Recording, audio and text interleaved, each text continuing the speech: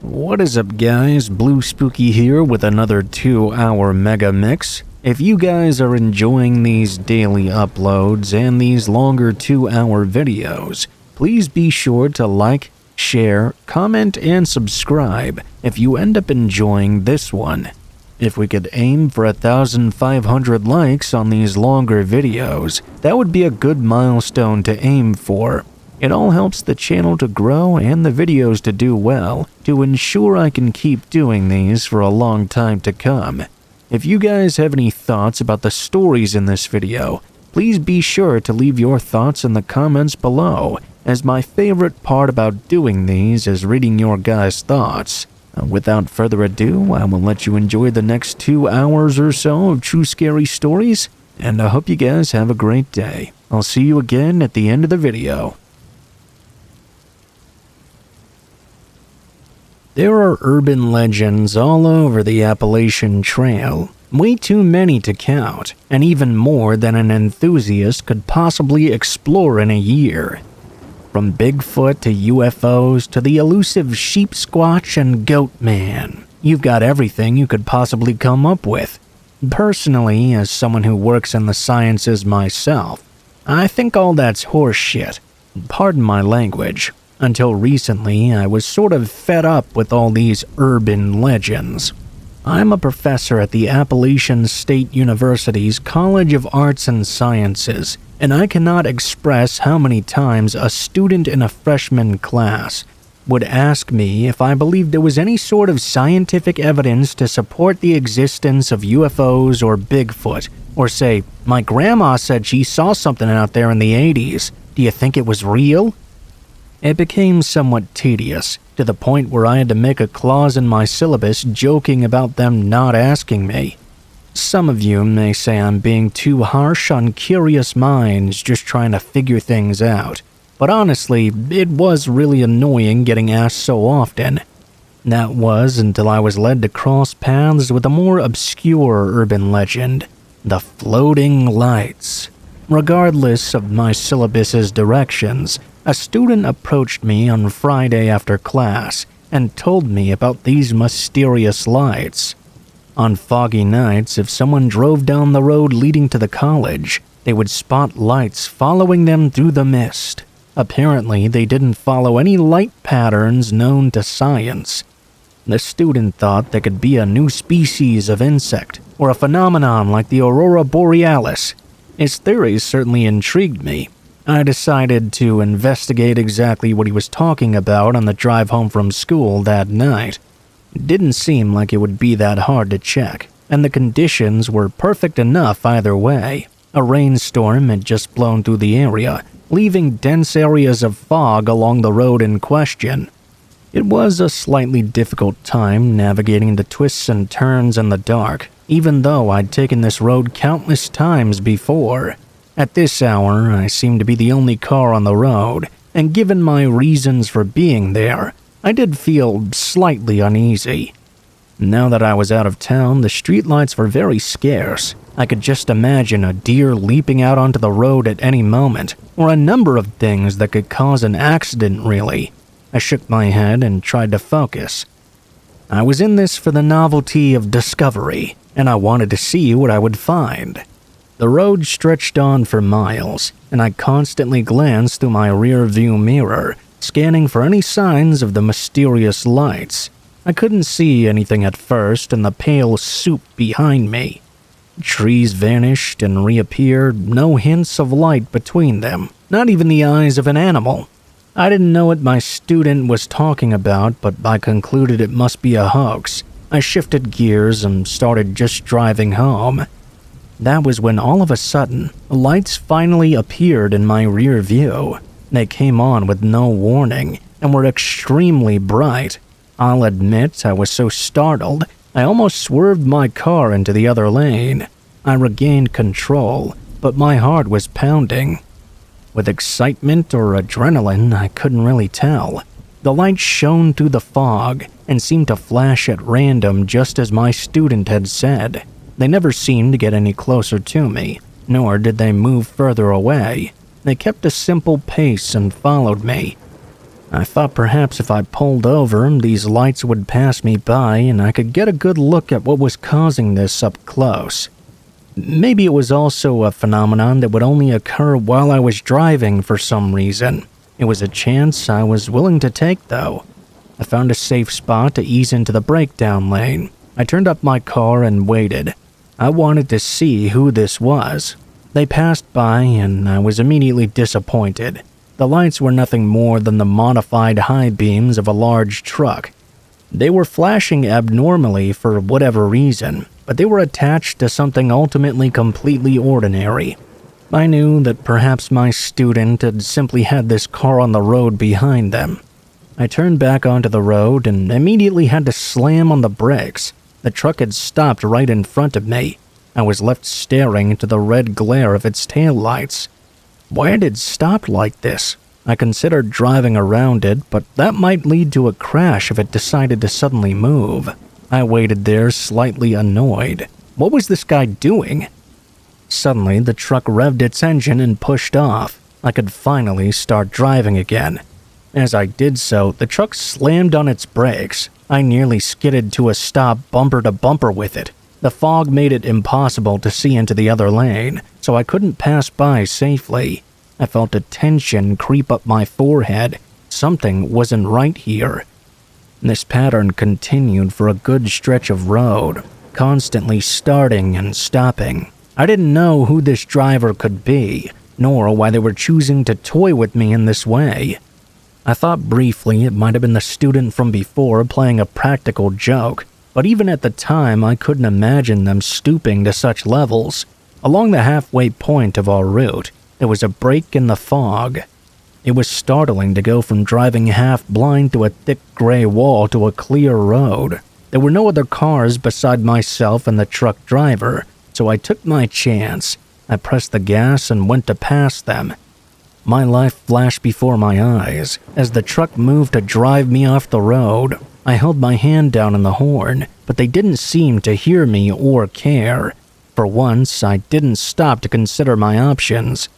I swerved into the breakdown lane as far as possible and sped up away from the truck, back into another brief patch of fog. I didn't stop until I needed gas, making absolutely certain the truck's lights were no longer following me. I haven't investigated any claims of an urban legend since, and my life has been perfectly fine from then on.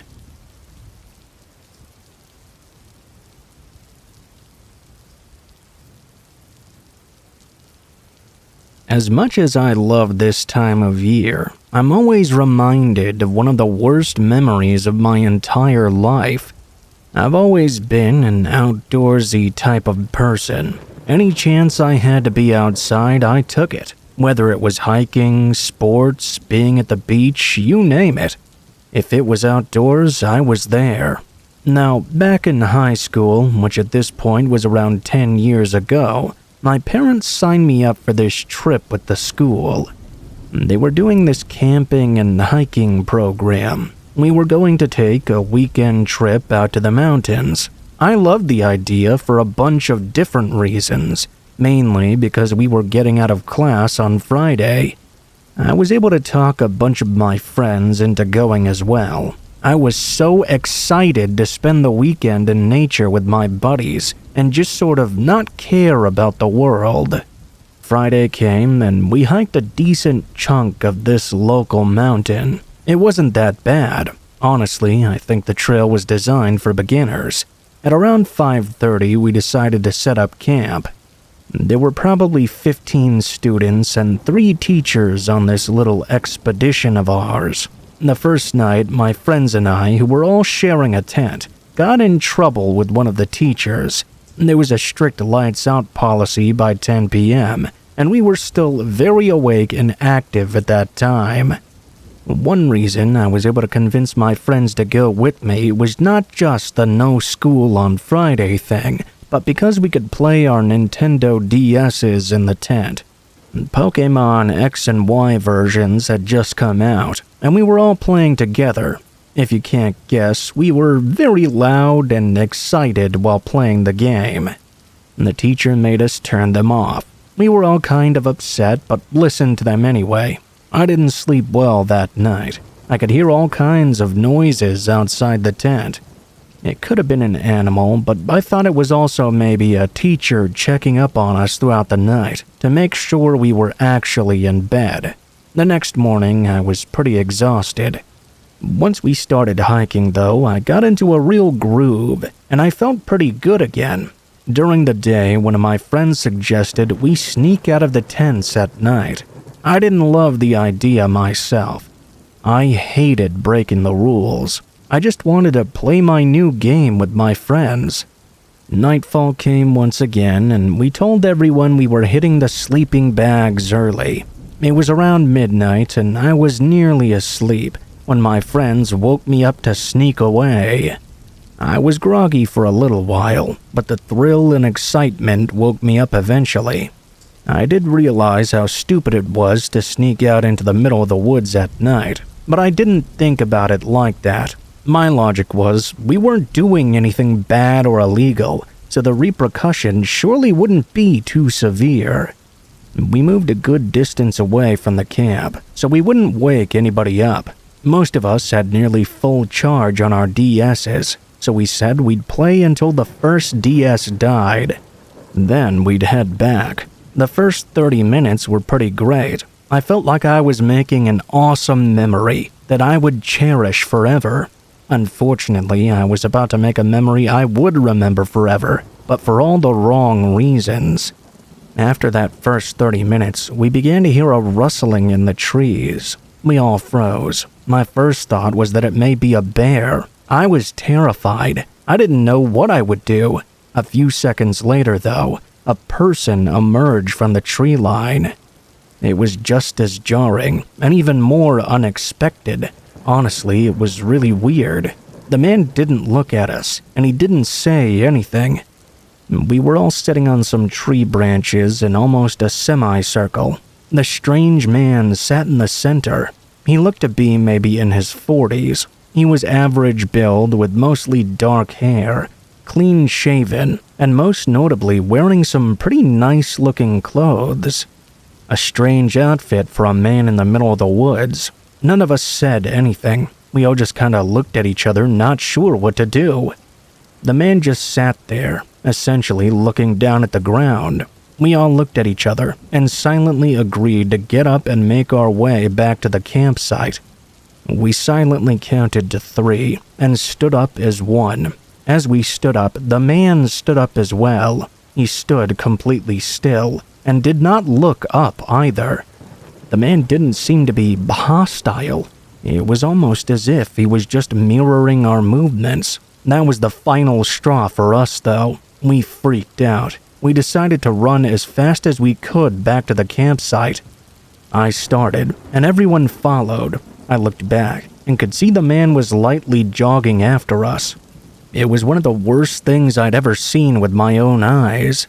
This emotionless man in the middle of the woods, chasing after us with barely an effort, but still keeping up all the same. The lack of emotion in his face was so disturbing. It looked like he wasn't even breaking a sweat, keeping right on our tail. Thank God we were eventually able to lose him. At least, we thought we did. We zipped our tents up quietly, and all agreed not to tell anybody. I don't know why, really. We were stupid when we were kids, and we were scared we would get in trouble. We stayed awake the entire night, jumping at every little tree branch snapping or gust of the wind. We had never been so happy to see the light of the morning. We hiked out of the woods that afternoon and never saw the man again. Since we were now safe, we figured we would still never tell the teachers about what happened. We didn't get caught for sneaking out and didn't get hurt by that weirdo in the woods either. I still wanted to tell someone, but my friends all talked me out of it. Basically, they convinced me that if I got in trouble, all of us would get in trouble. They thought it was best to sweep it under the rug. I guess I'm lucky nothing worse happened. We absolutely should have told the teachers. At that age, though, the idea of getting in trouble seemed like the worst thing. Now that I'm older though, not a single fall season goes by where I don't think about that strange man in the woods.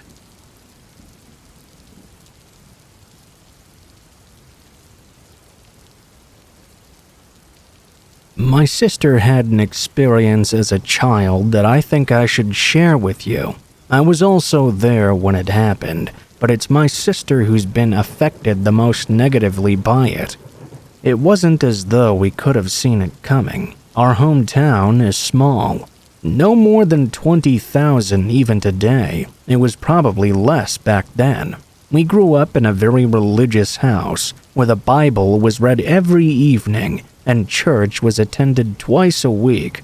Despite no longer being a part of the church, I enjoyed those days. Everyone was kind and seemed to love it. It was like having a giant family. Looking back, our home life was a pretty normal Midwestern one. My sister and I never went without anything, and neither of us ever felt unloved or lacked support when we needed it. I'd go so far as to say we had perfect parents, or at least as perfect as any could be. We still have a very close relationship, and I don't hesitate to go to them whenever I need help with my own kids. As great as our folks were, though, they couldn't watch over us 24 hours a day. They had to work, and we had to go to school. Since first grade, my sister and I had gone to a Christian private school in our city. Like most regular schools, we had a recess period. Ours happened after lunch. It was during one of those times when some stranger decided to make his appearance. I was 12 that year, and Martina was 9. Since the school was small, all the grades took their recesses at the same time. Just like any other big sister, I've always been very protective of Martina, even when she was off playing with her friends. I made sure to check on her every once in a while.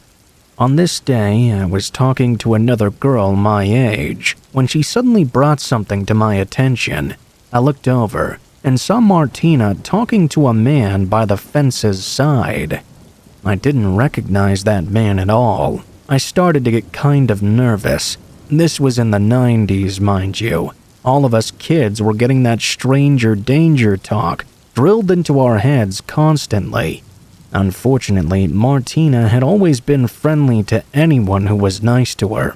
In a perfect world, her innocence would have been very sweet, but the world we live in is far from perfect. I ran over to our teacher and told her what was going on.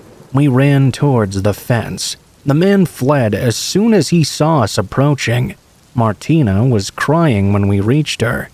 The poor girl didn't understand why we'd driven her friend away.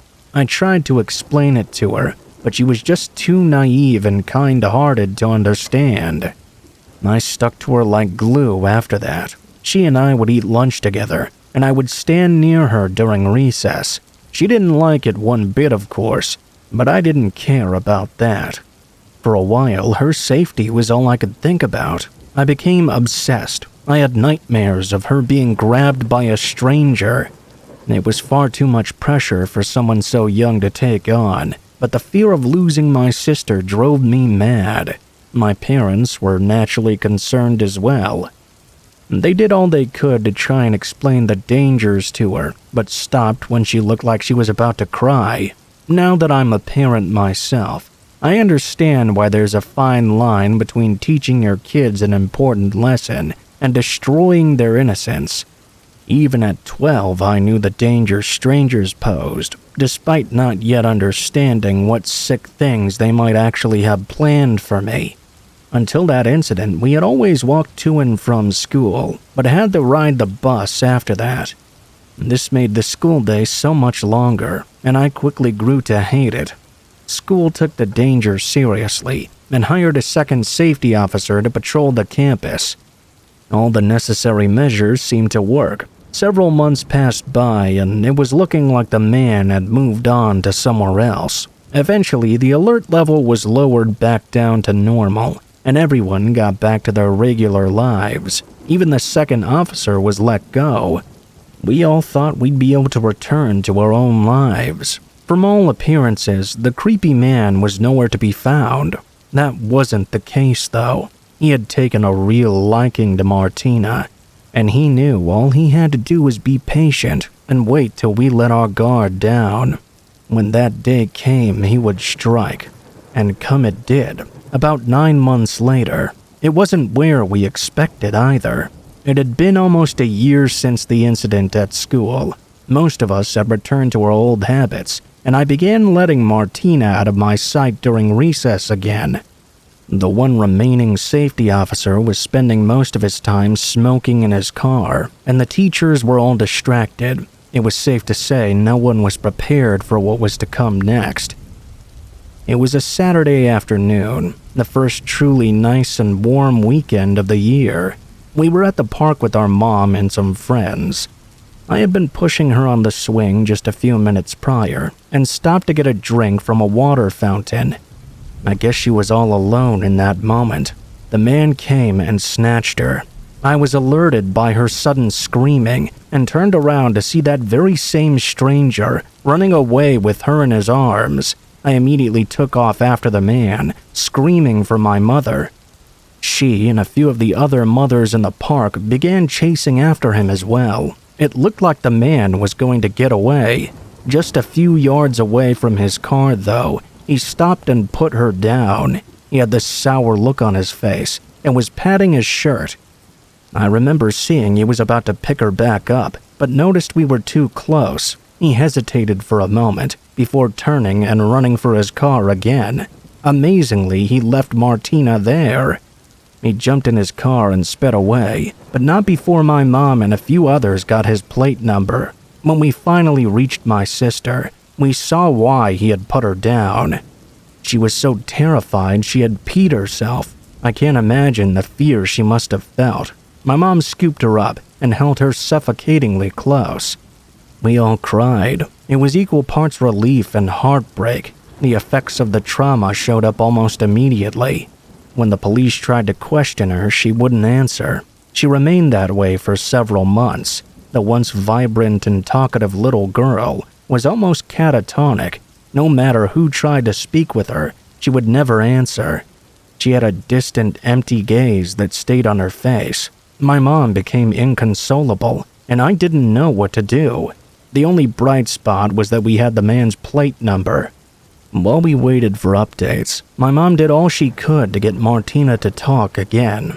She saw a long series of counselors and psychiatrists, but not much was achieved. She would eventually speak again, but there was no going back to that blind trust she once had. Most of her life was spent alone in her room from then on, the only place she felt completely safe. She rarely dated anyone as she grew up, and if she did, it was only guys she had known for most of her life. Against all odds, she did eventually find somebody, but their relationship is constantly being tested by these issues. The stranger actually got caught eventually.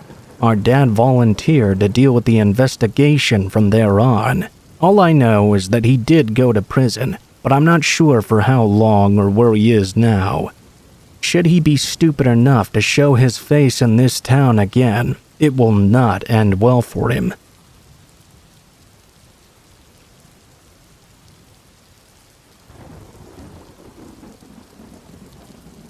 I live by myself in a typical-sized home in the suburbs.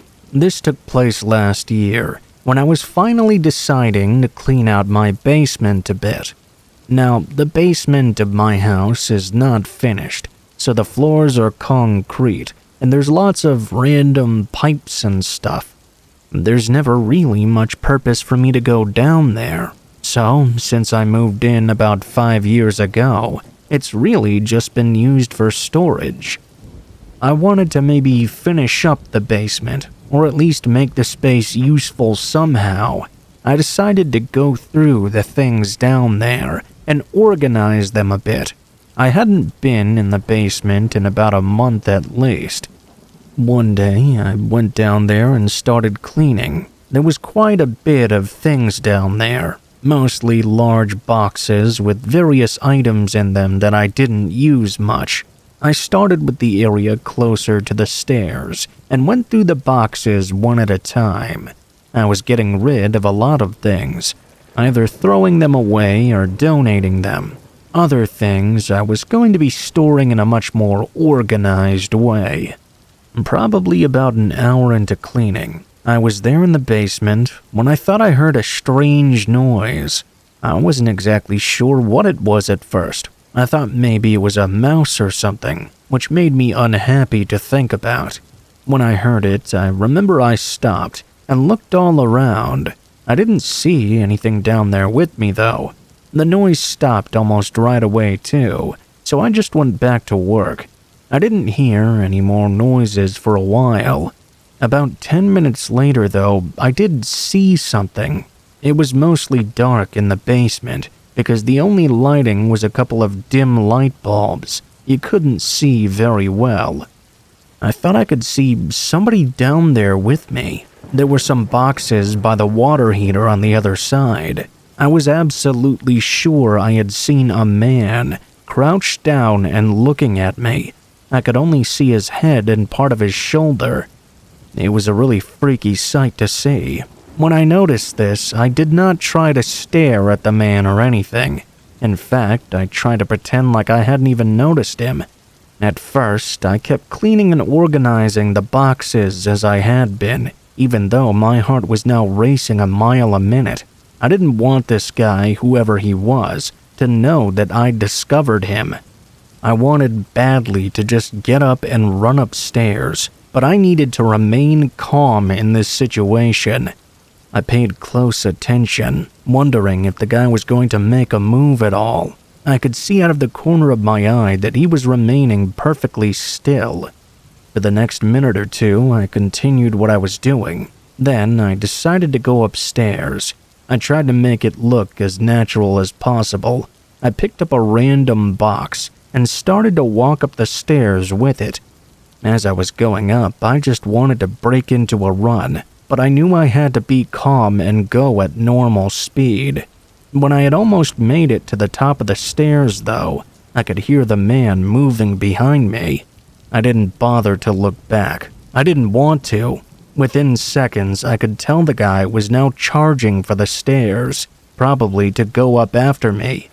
At that point, I went a lot faster. I made it to the top and closed the basement door, then ran as fast as I could. I didn't know where to go or what to do. I ran into the bathroom and locked myself inside. It was the only room in the entire house that had a locking door at the time. Not even my bedroom door had one. After I got inside, I heard footsteps upstairs. Whoever this man was, he had followed me up. I called the police on my cell phone while in the bathroom. I was very careful not to make any noise. I didn't want to give away my location. The man walked through the living room area and seemed to be getting closer to me. Eventually, he got to the hallway where I was. At this point, I hung up the phone with the police. I was too scared to make any noise. Looking back, that was quite dumb, but I was really panicking. The guy reached the bathroom door and then began trying to open it. He discovered it was locked and turned and walked away. He went back toward the living room and seemed to go into the kitchen.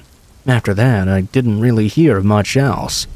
Finally, I heard the back door to the house open and close as well, possibly him leaving. I still didn't leave my hiding place though. I stayed in the bathroom for 10 minutes until the police finally arrived. I let them into my home, and they looked all through my house and the basement as well. The man had in fact left through the back door. They also searched the outside, but he was long gone. We looked in the basement, and I wasn't aware of anything being messed up down there. I was really creeped out by the whole thing. I still am, really. I have no idea how the guy even got inside my house. That remains a mystery to me, as well as what exactly he wanted.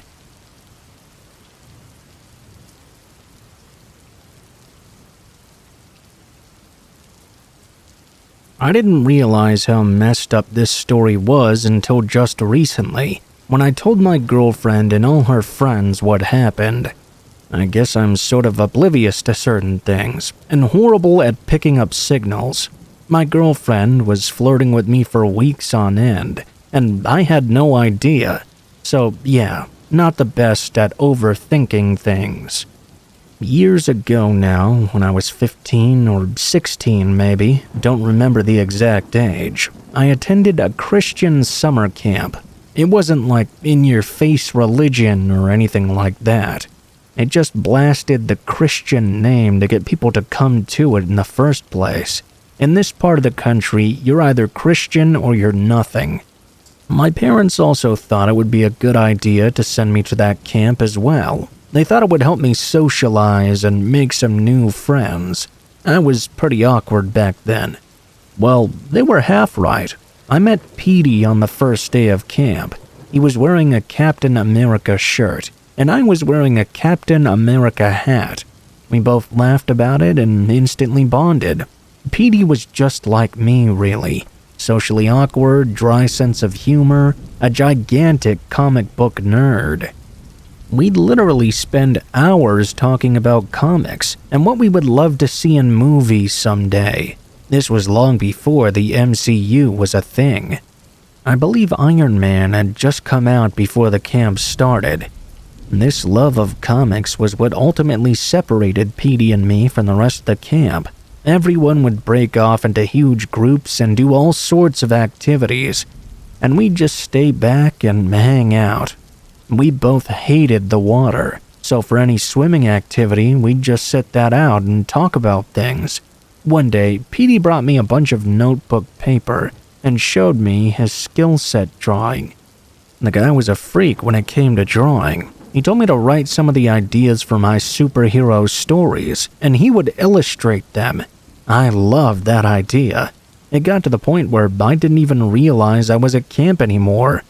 I was sort of blind to everything else in the world except for my new buddy here. It seemed like he felt the exact same, too. We would stay up until the early hours of the morning, writing and illustrating our very own comics. One night, one of the counselors decided to do a night walk and saw us still awake with our flashlights, drawing and writing.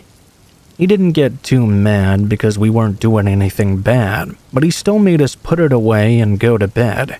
We were annoyed, but neither of us was a rule breaker really, so we just did what we were told. The next night, we stayed up and did our thing again. We talked about making sure we were a little bit more vigilant if we heard something, to make sure we ducked down right away so we wouldn't get in trouble this time. That night, at some point, we heard someone outside. We put our flashlights out and jumped into our beds. We could hear the person walking outside our unit. And they continued until they were in front of the building. Something about this person just didn't feel right. The walking was too slow, as if maybe they were trying to be sneaky. Maybe to catch someone breaking the rules, but that didn't make sense. Petey and I slept on the far side of the room, so the door was about 20 feet away. At some point, we began to hear the doorknob beginning to shake. For some reason, though, nobody was coming in. Petey and I both made eye contact, and he mouthed to me, "What in the world is going on?" I shook my head because I didn't know. Petey got up and started walking toward the door. He whispered to whoever was out there, "Hey, who is it?" Nobody answered right away. He looked back at me and shrugged when a whisper came from the other side. "It's me, John. Open the door real quick." We were both confused. There was only one John we knew at camp, and he was sleeping in our unit. Petey whispered back, "Sorry, the only John we know is sleeping right here." The voice paused again and didn't answer. Then the whole door started to shake vigorously. Whoever this was trying very hard to get into the unit. Finally, he said something again. "Just open the door, bud. I'm just trying to make sure everyone's okay in there." Petey made the wise decision to say no, and that if he really needed to ask the counselors to give him the key. Petey started walking back to bed. Whoever this was started trying to open the door again. We both stayed for a few seconds. Then we started to hear a loud thudding from whoever was outside. They were throwing their whole body against the door. They only tried a few times before they ultimately stopped. We both got into our beds and just stayed quiet. We didn't have any clue what that was about. After several minutes of silence, we heard the doorknob turn one last time. Then it stopped altogether. We heard the footsteps creep by the outside of the unit, and then they were gone. The next day, I saw a bunch of counselors talking, and they looked frightened about something. We didn't say anything. We figured it was someone playing a prank or something, and we didn't want to get in trouble. The rest of the camp continued, and Petey and I noticed the counselors were now monitoring all night long. It seemed like one was awake at all hours of the night. On the last day, we finally told them what happened that night. The counselor turned white as a ghost. He just said, it was probably just a guy playing a joke. Nothing to worry about. He then immediately ran off and started talking to the other counselors. We went home, and honestly, I didn't really think about that incident too much. Not until the story came up recently, when we were all hanging out. I'm still incredibly close with Petey, and even called him that night I told my girlfriend. He corroborated the entire story. She thinks whoever this John guy was, he clearly had bad intentions. Maybe he did. His attitude and everything about him just seemed completely off. When I think back on it now and about how everybody acted after that night, it makes sense it was someone with ill intention. What do you guys think, though? Did this guy have bad intentions, or was it a camper doing a joke that might have gone too far?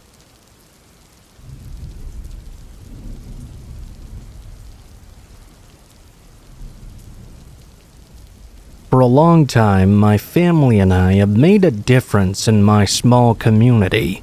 My grandpa opened and owned his own car repair shop, which he passed on to my father. He ran the shop for 50 years, and now at 35 years old, my father handed me the keys to run it.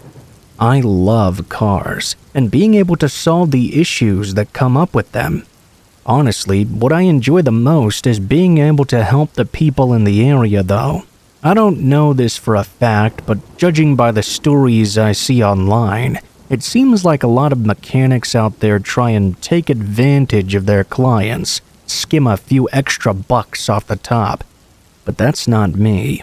Most of my customers are locals that live in the area or nearby. Often, we get customers from nearby areas coming in just because of our sterling reputation. In a time where many people are struggling financially, it benefits to save a few bucks here or there. Occasionally, we'll also get a customer who's traveling through. My hometown isn't far off an exit that pretty much is in the middle of nowhere, if I'm being honest. At least a couple of times a month, we'll get someone on a cross-country trip or something like that ends up having a flat tire or engine trouble. I would say 99.99% of the time, these folks are very friendly and go about their business when finished. On rare occasion, though, we'll get someone who's just horrible. Several months ago, I had the worst customer in all my time doing this job.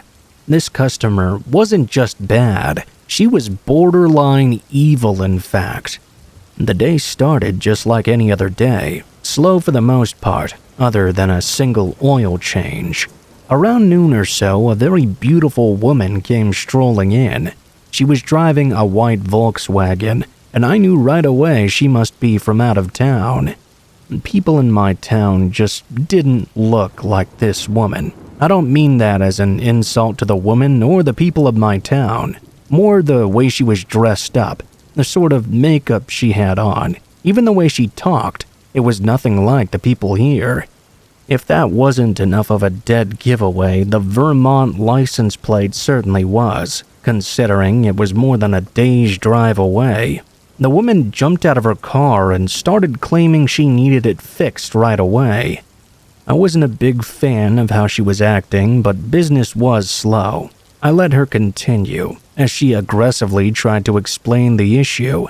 She seemed very confused and stuttered over her words quite a lot. She claimed that while she was driving, the engine started to get really loud, and if she took the car over 50 miles per hour, it would start to shake. In an arrogant tone that still bothers me just thinking about it, she said, "You'll fix this car right now," like she was trying to use a Jedi mind trick on me or something. It took everything I had not to turn her away. Against my better judgment, I took the car in and told her she'd need to wait for a while. I would try to find the problem and let her know what she was dealing with. Not long after, I found the issue, and let's just say it was not going to be an easy fix. I informed her that I couldn't finish the job today, but I'd have it ready by midday tomorrow. She really caused a scene and stormed out of the shop. Didn't inquire about hotels, transportation, food, or anything else. She just stormed right out of there, leaving me with her car. I assumed she must want me to fix it, so I started working on the vehicle immediately. I didn't want to deal with her personally. Since I didn't want to deal with her, I decided to work late and finish the job that night, hoping to get rid of her early the next morning. I anticipated she would arrive early, looking to figure out what was going on. I completed the job at around 10 p.m. and felt pretty exhausted. I began cleaning up the shop and preparing to leave. It was nearly 11 p.m. when I was finally ready to turn off the lights and head home. As I grabbed my coat, I thought I could hear a sound coming from the garage. It resembled a tool hitting the ground. Since I'm meticulous about my tools and always put them away, I wanted to make sure I returned anything that fell before leaving. I went back into the garage, and upon turning on the light, I noticed 2 wrenches on the ground. I was very confused. I hadn't used those tools at all that day. I couldn't understand how they'd just fallen into the middle of the floor. How would they even get there? Feeling annoyed, I picked them up. As I was putting away the last wrench, though, I heard a scream coming from the counter. I turned around, only to see the exact same woman from earlier, charging toward me with a wrench in hand. She swung it at me, but thankfully I was able to raise my arms just in time to protect my head. Don't get me wrong, it hurt really bad, but thankfully it wasn't a direct crack to my noggin. She struck me again and again. At that point, I was on the ground in a defensive position, trying to shield my skull while she kept blowing into me. She dealt one final hit to my ribs. It was excruciatingly painful. I heard the wrench hit the ground, and a few seconds later, her car started. She sped out of my parking lot. It took a huge effort for me, but I managed to get back to my feet. First, I called my wife. Then I called the police. I should have called the police immediately, but honestly, I was relieved to simply be alive still, and that the ordeal was over now. I wasn't thinking rationally at that moment. Unfortunately, I didn't recall her full license plate number. The only camera in the shop also didn't capture it or provide a clear view of the woman. Therefore, all I could provide the police was a description of her and the make and model of her car. What's most terrifying to me, though, is that she had no reason to attack me at all. She was trying to bash my head in as if she was aiming to kill me. If I hadn't brought my arms to protect myself in time, she would have done so. It's frightening to think she may have been hiding around my shop that entire day. When I finished working on a car, I'd hang the keys behind the register. The woman must have snuck in unnoticed by me and taken the keys while I was closing up, waiting for the moment I was most vulnerable to launch her attack. If anyone out there spots a white Volkswagen Jetta and encounters a beautiful blonde woman from out of town, exercise caution. She might be the exact same insane person who tried to take my life for no reason.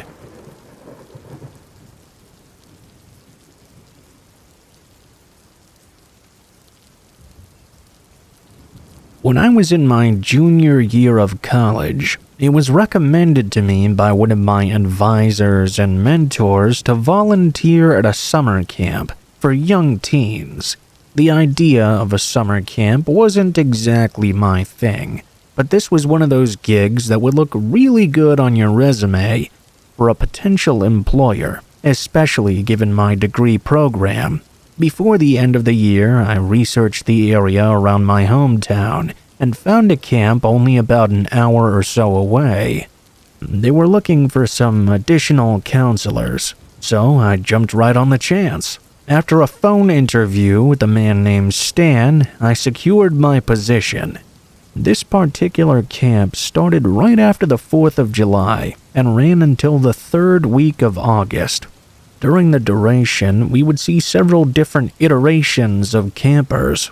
On July 5th, which was the day before camp started this year, I drove up to meet Stan and all the other fellow counselors. I wanted to get to know the rest of the staff, and most importantly, become somewhat familiar with the grounds themselves, which were quite large. I arrived at around 11 a.m. or so. Standing right outside of a big house was this tall, burly man. They were waving to me. To the left of the house was a parking lot, and the man was gesturing for me to pull over there. After I parked, I started approaching the man with my hand extended. We shook, and the man started laughing. He had a very jolly southern accent. "Hey, we hug around here, friend. Name's Stan. You must be Cassie?" Then he hugged me. Being hugged by a strange man would usually send me into an uproar, but this guy had a real sort of Santa Claus quality about him. It really made you feel at ease. I realized quickly whilst talking with him why all the kids loved him and why this camp had such glowing reviews. Stan was a tremendous human being and had a presence you just kind of wanted to be around. He gave me a map and personally escorted me around the grounds. When we arrived at the lake, his still ever-cheerful voice said, "I'm gonna hand you over to my wife now. Got some formality things I need to get done, but I'm sure you'll love her. She'll take you to where all the girls bunk." I looked behind me and saw a beautiful older woman making her way to the lake. She smiled and waved and said hello and said she'd show me to where the girls slept, then show me where I'd be sleeping. She'd also introduce me to the other counselors as well. The entire walk with Paula was much like the walk with Stan. She was lovely and a joy to speak with. She showed me the cabins, showed me which cabin I would be solely responsible for since each counselor had one, and then we made our way to a huge wooden building. This was the recreation building, where all the campers would eat dinner and partake in camp activities. There, I met all the fellow counselors, and we all clicked right away. I was really excited about the weeks ahead. I figured, hey, this doesn't seem like the worst way to spend my summer. That night, I couldn't sleep at all. The counselors had their own cabin to sleep in. It was nicer than you might expect it to be. It was 2 of us in a room, and the rooms were spacious enough that there was plenty of privacy if you wanted. Since I couldn't sleep, I figured I might take a walk around the grounds for a bit. My roommate Ashley was sound asleep, and I made sure she didn't wake up when I left the room. Well, it didn't really feel like sneaking out though, since Stan and Paula had told me numerous times the grounds were basically my home now, and I could do whatever I liked when I was not with the children. They were even more beautiful at night, honestly. The number of stars in the sky was staggering compared to what I was used to. While I was walking around, I remembered a book I'd forgotten in my car. I figured I'd grab it and take it to my room to read until I was tired enough to fall asleep. On my way to the car, I passed by the big house I'd noticed when I first pulled in. It was a big white mansion, and the lights were on inside. I didn't mean to snoop, but as I walked by, I just so happened to glance up into the windows. I saw Stan and Paula talking to 2 men I didn't recognize. These 2 guys were definitely not staffers from the camp. I try not to judge people on appearance, but these guys were pretty clearly some shady folks. The demeanor of Stan and Paula was also quite different from earlier. I couldn't hear what they were saying, but I saw that Stan appeared to be yelling at these guys. I honestly didn't think too much about it. Maybe it was just friends or even family. Wasn't really my business. I just carried on. I grabbed my book and started to walk back to my cabin. I passed by that white house again. I was about to keep walking. When I was about 30 yards away, someone shouted my name. I turned around, and Paula was practically chasing me. She asked me if I was looking in on them and invading their privacy. I was honest with her and told her I couldn't sleep. I'd gone for a walk and grabbed a book. She had a look on her face that I can't really say I know how to describe. It seemed like she didn't believe me. She said, "Okay, head back to your cabin right now. We got a big day tomorrow." I went back to the cabin and tried to read, but I was too distracted by that weird interaction. I thought about it for a while and eventually fell asleep. I woke up the next morning feeling great, even with the lack of sleep. The campers arrived and camp officially started. The week went on and I kind of forgot about my run-in with Paula. One night, about a week into camp though, I couldn't sleep yet again. It was around 2 in the morning. I was just laying there and jumped up because I thought I heard a noise. I went into the hall figuring it was one of the counselors going to the restroom, or maybe even coming back to the cabin after sneaking out. When I got to the landing of the stairs that overlooked the living room though, I noticed that all the lights were still off. In the dark living room though, I could see 2 figures, seemingly going through bags. There was enough light shining through the window from the outdoor sensor light that I could just about make them out. I didn't say anything at first. I figured these 2 people were probably counselors. I slowly started to creep down into the living room, and when I finally reached the bottom, a figure turned and looked at me. I recognized him right away. It was one of those 2 guys I'd seen on my first night walking by Stan. His eyes were wide, and his cheeks were completely sunken in. I felt paralyzed. Before I could say or do anything, they started to approach me. At the same time, the man reached for something in the back of his waistband. At that point, I was finally able to let out a scream. The other man grabbed him by the shoulder. "We gotta go now, man. It's not worth it." The man never broke eye contact with me and moved backward until he stepped back through the door. They ran out into the night. Seconds later, a bunch of counselors ran out and saw me shaking at the base of the stairs. I was stumbling over my words, but eventually I was able to convey to them what just happened. One of the counselors called Stan, who came down in his 4-wheeler right away. I explained to him what happened. Out loud in front of everyone, I said, "It was those 2 guys I saw you talking with the first night." Stan looked confused and just sort of laughed in the same jolly voice he always had. "Why, sweetie, I have no earthly idea what you're talking about. I don't remember talking to anybody that night, and unless they work on the camp, how are they supposed to get in?" The back and forth continued for a while. Finally, Ashley grabbed me and pulled me away. She could see I was getting ready to lose it. Stan left eventually and told us he would be alerting the proper authorities, that we had nothing to worry about. After he left, everybody who left their bags in the living room noticed their things had been stolen. As terrible as that is, thankfully not everybody had been robbed. The next day, I told Paula what happened and that a few people had been robbed. She looked right in my eyes and said, "Whatever you think is going on, you're wrong. It was a terrible accident, and it will be taken care of." Well, I decided to leave right after that conversation. I hadn't signed any contracts or anything crazy like that.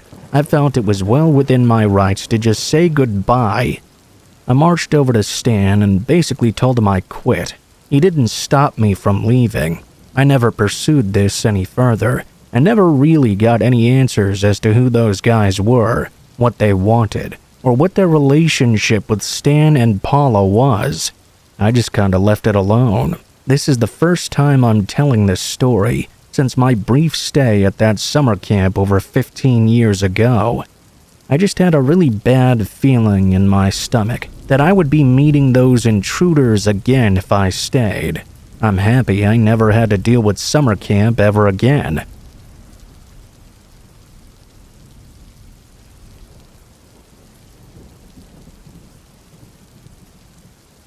This is a scary experience I had when I used to work at Starbucks. I was an employee there several years ago and worked there for almost 2 years.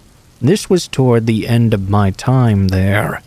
One time, I was working a closing shift. We closed at 8 p.m. every night, and generally I would stay for a while after finishing tasks.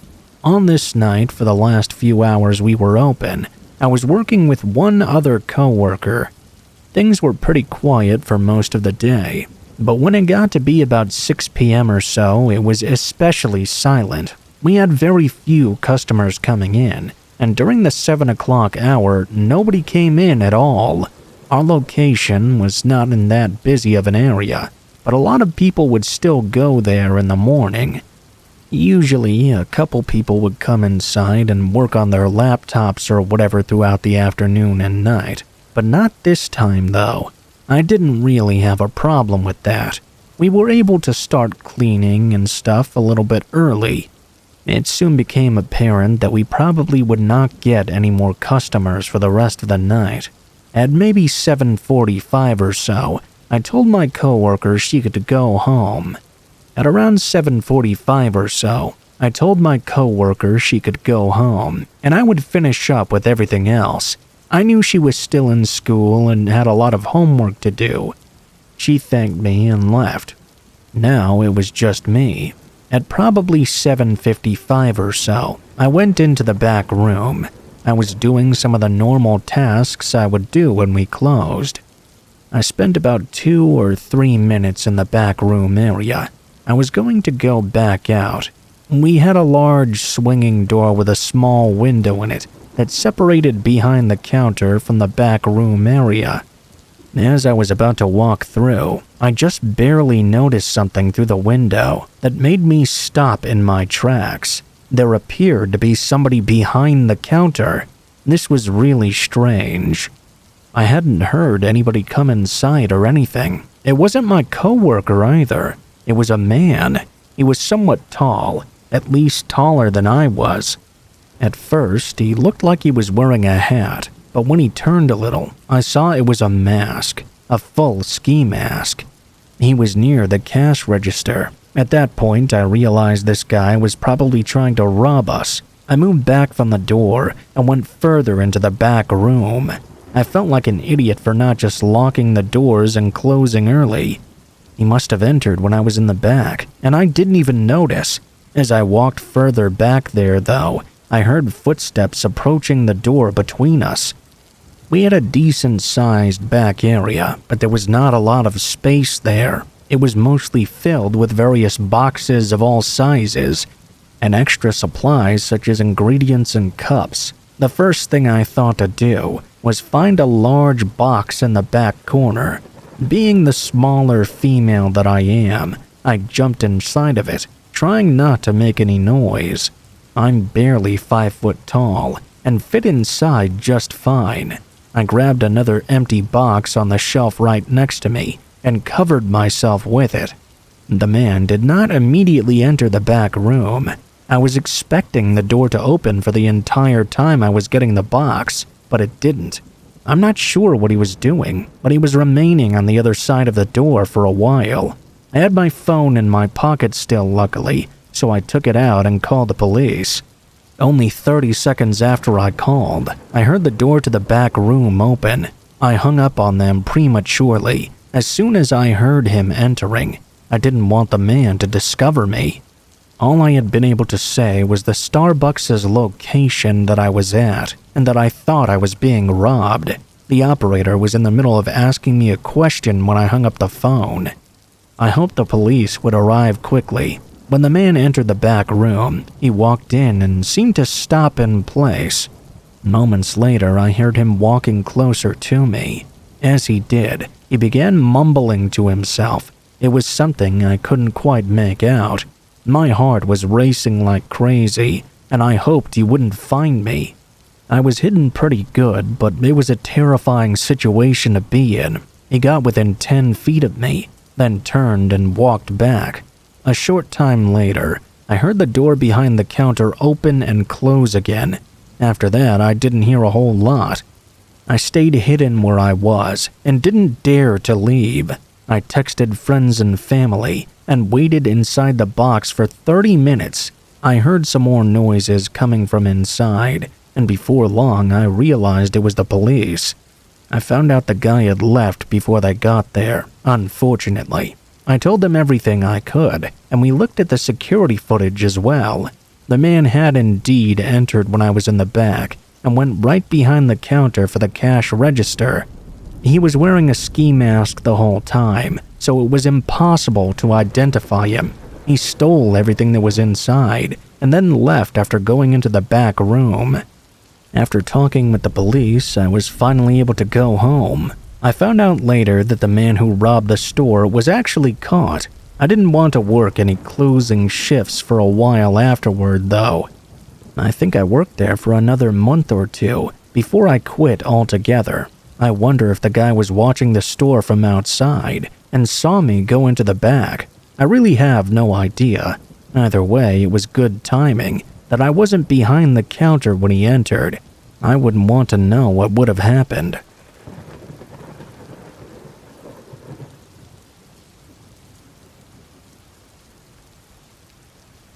When I was a kid, my best friend's name was Will.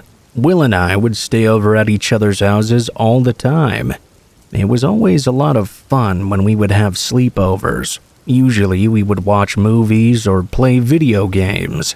This happened when we were both 11 years old. I remember that I went over to Will's house to spend the night.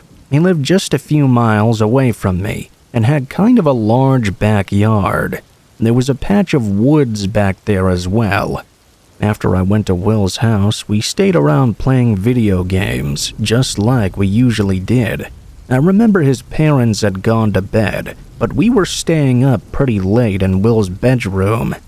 He had his own TV in his room, so we weren't really bothering anyone. At around 1 in the morning, we were still gaming and going strong.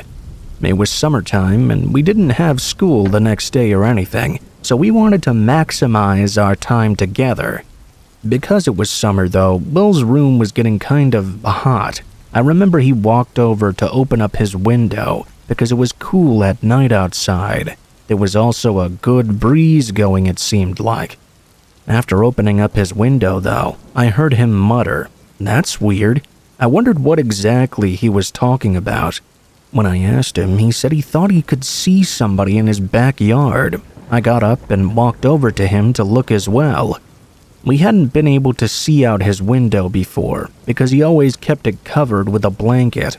It also didn't have a great view of things unless you were standing right in front and looking out of it. When I looked, I didn't see anybody. Will said that the guy was gone now. There were quite a few trees and bushes in Will's backyard. Hearing that Will thought he had seen a man back there was really creepy, but it was also sort of exciting in a weird way. I asked Will where he had gone, what he looked like, all that sort of stuff. He said he'd only seen the guy for a split second, and that he'd run behind one of the trees so he hadn't got a good look at him. He also said the guy had been kind of far away. We kept watching the window for quite a while, but we didn't see any movement out there. Will then asked me if I wanted to go out. I guess we were feeling sort of brave. I said yes. It was really dumb looking back. We should have just stayed inside. We decided to go outside and look around to make sure that everything was truly okay. We left Will's bedroom and walked through his house to the back door. We decided to go out the back door for his garage, which was connected to the house. After we got outside, it was very dark and quiet. There was the sound of leaves rustling in the wind, but that was all we could hear. We walked close to the house at first, just looking around. Everything seemed to be fine. We quickly went from feeling a bit nervous to feeling very relaxed. It seemed like whoever had been out there was gone by now. We walked a little bit farther out into Will's backyard and got kind of distracted by finding one of his footballs. It was lying behind a tree from where we'd lost it in the yard not long before. Will picked it up and threw it at me. We started to toss the ball back and forth, and we kind of wandered off into the back part of his yard by the woods. It was then that we heard a noise coming from nearby. We looked over and saw a man emerging from behind a bush about 10 feet from the side of his house. The guy then went right up next to it, on the side of it, and disappeared out of our sight. The man had not looked in our direction, so we didn't think he knew we were actually back there. There was a good chance that he had heard us somehow, though. We were at least 100 feet away now. We were in a tough spot. We wanted to go back inside, but we were so far away from the house. Will said we had to go back, but I didn't want a chance going near that guy. The back door to the garage we'd come out of was also unlocked. I hoped the man wouldn't go over there. The good thing for us was that the garage door was on the opposite side of the house from where the man was. Now that the guy was out of our sight and had disappeared, we didn't know if he was in the front yard or what. Will and I decided to run back. He counted to 3, and we both took off sprinting as fast as we could for the back door. I didn't look in the direction where the man had gone the entire time. I didn't want to know where he was. We pretty soon made it back to the back door. Will and I both jumped in as fast as we could and slammed it behind us. We locked the door as soon as we were inside the garage. It was a crazy adrenaline rush for just a second. I felt relieved, but then we heard the doorknob begin to turn. This was less than 5 seconds after Will had locked the door. I couldn't believe it. Will and I ran back to the door leading inside of his house. We went inside and made sure to lock that door as well. Will ran to his parents' bedroom and woke them up. Within minutes, the police were called, and Will and I hid underneath his bed. The police got there a short time later and searched the entire property, but never found the man. He must have fled while they were coming. We answered questions as best we could, but we never got a very good look at the man. We only saw him at a long distance and in the dark. I really couldn't tell any significant details about him. After the police left, we finally went to sleep. The guy never returned, luckily, and I went to Will's house countless more times after. I stayed over many times as well, and nothing like that ever happened again.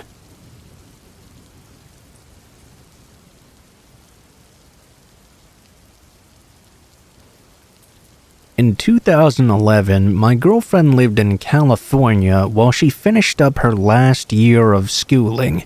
Earlier in the year, I'd taken a job in New York, so we decided to do the whole long-distance thing for a while. I know it can be hard for many people, but she and I were very career-focused at the time, so we weren't really worried about it that much. I was fortunate enough in my new job to get several weeks of vacation as soon as I signed on. We quickly planned out which weeks worked the best for us. and planned for me to come visit accordingly. I used the first 2 weeks of the 4 weeks of vacation I got early in the year to visit my girlfriend. I flew down 2 times and spent the entire time just hanging out with her and spending time in her apartment. 4 months later, I used my 3rd week of vacation and flew down to see her again. That flight itself could be its own horrifying story. I don't like flying in general, but this particular one was really bad. The weather was horrible, and the entire time the plane was shaking so bad it felt like it was literally going to explode. When I finally landed at LAX, which is the Los Angeles airport for those of you who don't know, I was completely rattled. I couldn't believe I had to get back on a plane in a few days.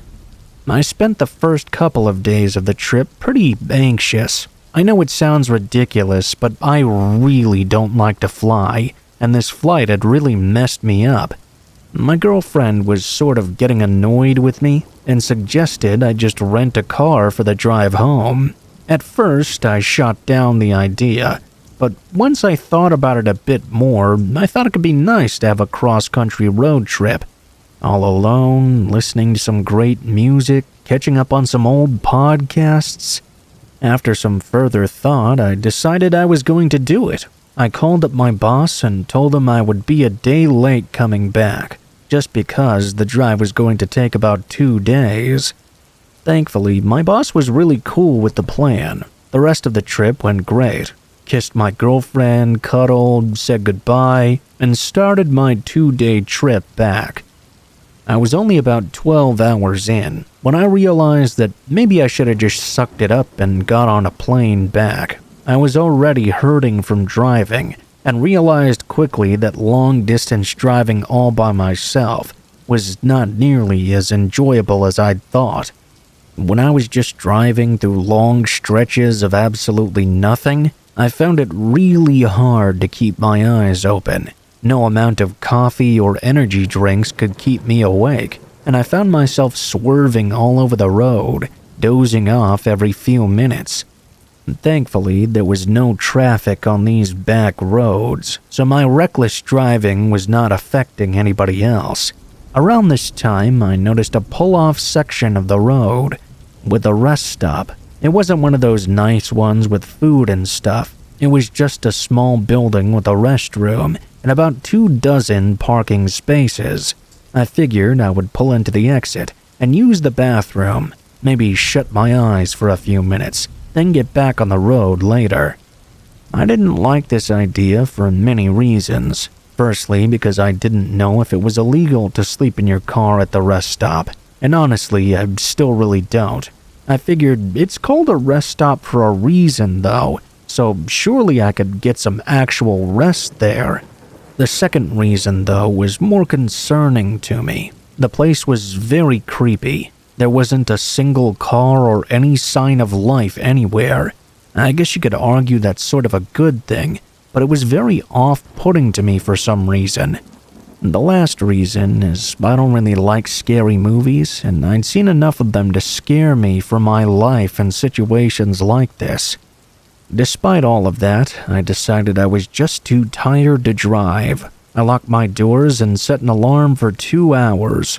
It was just before 2:30 a.m. when I set my alarm. I moved my car to the very last spot in the lot, which was right next to a heavily forested area.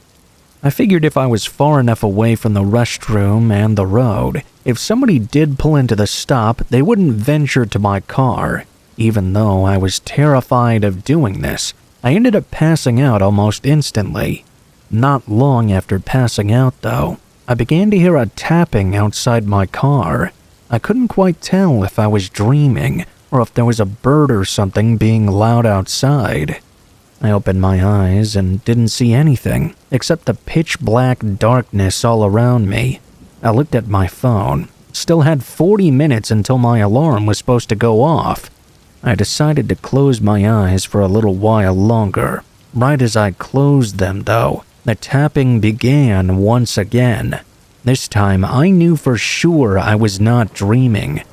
I sat up in the driver's seat and really looked at my surroundings through the window. When I turned around, I couldn't believe my eyes.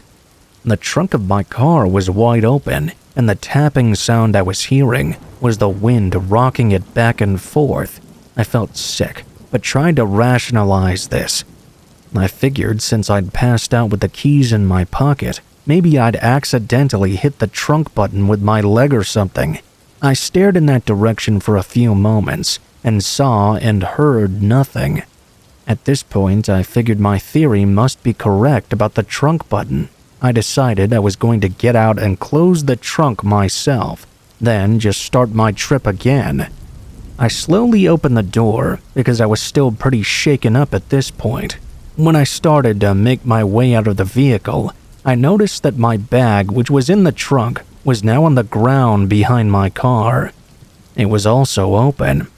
Every instinct in my head in that moment was telling me to get into that car and drive away as fast as I could, but I needed that bag. It had my work computer, my work ID badge, and many other important things.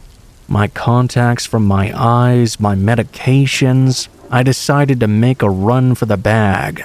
As I picked it up, though, I saw someone come sprinting out of the forest toward me.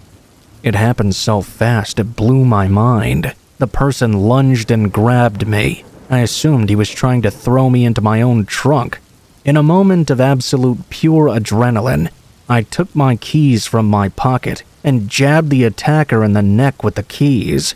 This momentarily stunned the man, and I was able to throw my bag in the door and jump into my car. He had his face concealed, but by the grunt of pain that he made when I struck him, he sounded to be a middle-aged man. My heart was blasting out of my chest. I started my car, reversed out of the spot as fast as I could, and as I was putting my car into drive, the attacker started running directly at me. I started to accelerate. As I looked up at the bathroom, 2 more figures were running out, directly at my vehicle as well. One of these figures was fast enough to reach my car and swing at it as I was driving by, leaving a giant dent in the door. I drove for hours. I drove until my gas was just about empty, and I finally stopped and filled up.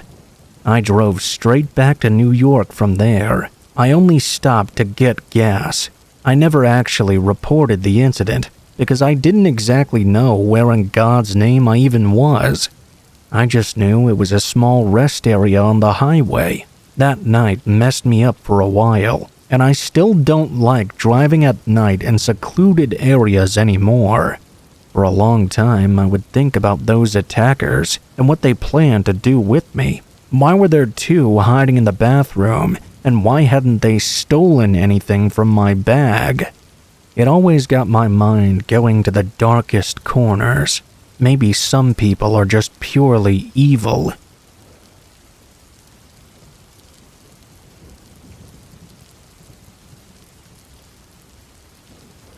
Every year around this time, I take a week or so off work to plan some solo activities to clear my mind, try to manage and reset my anxiety. One night, I might order a pizza and binge some of my favorite horror films. The next, I might go to a local farm and pick some apples. One thing I make sure to do every year, though, is go out for a hike. I take the time to enjoy the fresh air and see the trees as they go from green to orange, yellow, and burgundy. I usually frequent the same trails and the same areas. 3 years ago, though, I had a fellow outdoors enthusiast recommend me a hike about 45 minutes away from my home. He was very honest and transparent that this was not a marked trail. He said there were definite signs of frequent foot travel, though. He had placed some markers when he went and suggested that I bring some as well, just for safety and to make sure I did not get lost. I decided to venture it alone, but made sure that my parents and significant other at the time knew that I would be hiking just in case I did get lost, or they hadn't heard from me in a while. The aforementioned friend, who we'll call Justin, gave me specific instructions, including mile markers of where I could find the entrance to the forest. He also gave me recommendations of where I could leave my car. I found what I thought was the right area. I put on the rest of my gear and threw my backpack on and started to head in. I could see what Justin mentioned immediately. Although there was no official signage, there was a very clear path in the dirt and grass that would help to guide you along your way. I'd brought these small flags to mark the path with. They had small crosses on them. I did notice some other markings along the path, but nothing else I could really attribute to a pattern that I could follow to make my way back. I began walking slowly, admiring the foliage, the air, and the nature around me. Before I knew it, I had spent an entire hour and hadn't moved very far at all. I decided to press onward, making sure to mark my path and acknowledge major milestones along the way. I tried to place my markers near big trees and logs to make it quite obvious on my way back. I remember thinking about my current problems in life and how they were affecting my stress levels. I like to use nature as a way to move past them and identify positive next steps to help me solve these problems. Before I knew it, I was becoming both mentally and physically fatigued. I decided I would sit down for a few minutes, grab some water and a snack, and then head back to my car. While I was sitting and having a sip of water, though, I noticed that all of a sudden, everything had gone completely silent. The humming and buzzing of nature had ceased. I made a noise out loud to make sure I hadn't gone deaf or something. I heard the sound I made, and then, a moment later, the other sounds around me picked back up again. I remember thinking to myself how strange that was. I really needed to get down some water and make sure I wasn't dehydrated. My walk back began pretty normal. I observed the flags I had posted to mark my way back through the trail. After each one, I identified the landmarks I'd remembered and tried to gauge how far away I was from the exit. About halfway through, though, I started to become very confused. The flags were now quite obviously in locations where I hadn't placed them before. One was stuck to a tree. Another one after that was smack dab in the middle of the path. I tried to recall back in my memory. I was absolutely certain I hadn't put these here. I didn't know what else to do but to try and continue to press forward with eyes wide open, looking for any markings that were familiar. The more I traveled, though, the less familiar things seemed to look. I took out my phone and pressed the car alarm on the app for my vehicle. I couldn't hear anything at all. It wasn't that late in the day, but for those of you reading this, you know it can be much darker in the forest than it is outside. I noticed that the frequency of my markers were picking up as well. They were coming one after another, and after 50 minutes of walking, I noticed 3 right next to each other, sitting outside of a big rock covered in moss. As I got closer, though, I noticed it was not a rock at all. It was something resembling an odd-shaped shed that had been overgrown with vegetation. As I realized what it was, I started to back away. I heard a noise that sounded like a loud crack, followed by a faint squeaking door opening. All I could see was a hand sticking out of the shed's door. More specifically, a finger making a motion gesturing me to come closer. Needless to say, I immediately turned in the other direction and started running as fast as I could. I ran for a good 10 to 15 minutes and tried to catch my breath. I tried to use my phone to see if I could hear my car again. Thank God I could actually hear my alarm this time, ever so slightly. I made my way toward the sound as it got louder and louder. Eventually, I stumbled out of the woods and found it. I immediately got in and locked the doors. I got onto the road and drove until I came across the first rest stop. I put the car into park and tried to make sense of what exactly I'd just experienced. To this day, I still don't quite know how to process it. The only rational explanation is that someone found my markers and placed them to lead me specifically to that area. Perhaps it was someone playing a joke. Or maybe it was someone with more sinister intentions. Part of me thinks that maybe I was under so much stress that I imagined seeing the gesturing finger, but I have no history of hallucinations. Either way, I don't hike alone anymore, and I always make sure to stick to public and well-established trails just in case.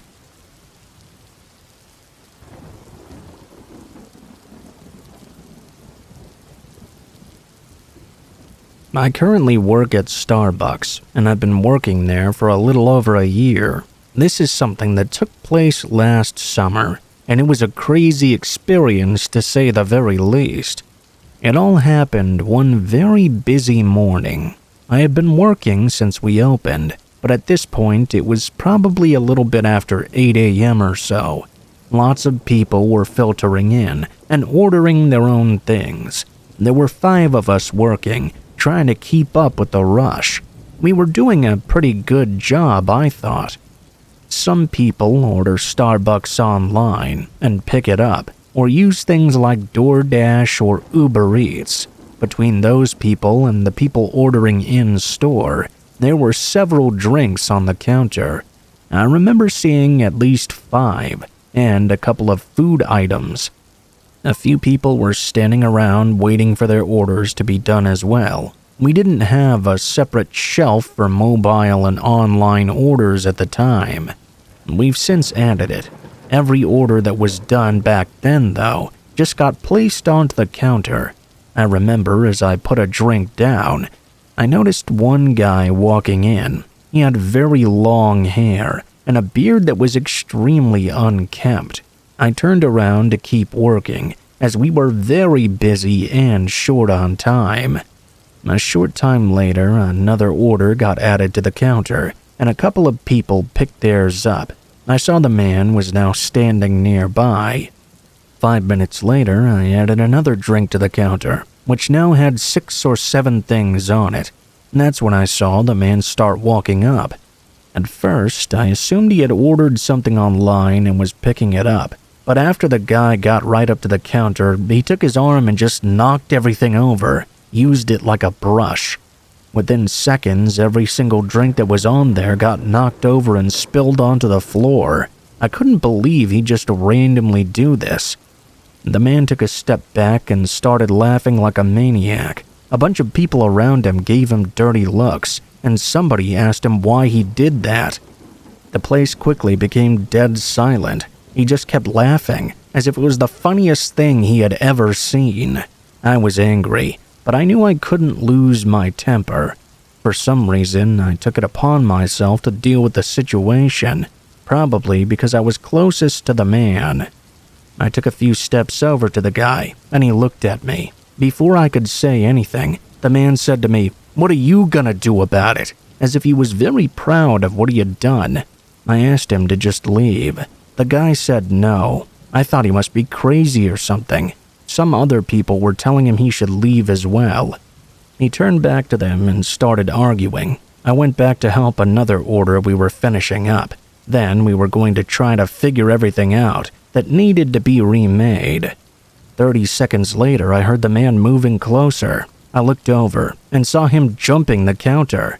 I moved over to him and told him to stop. The man was now facing me and standing behind the counter, which was for employees only.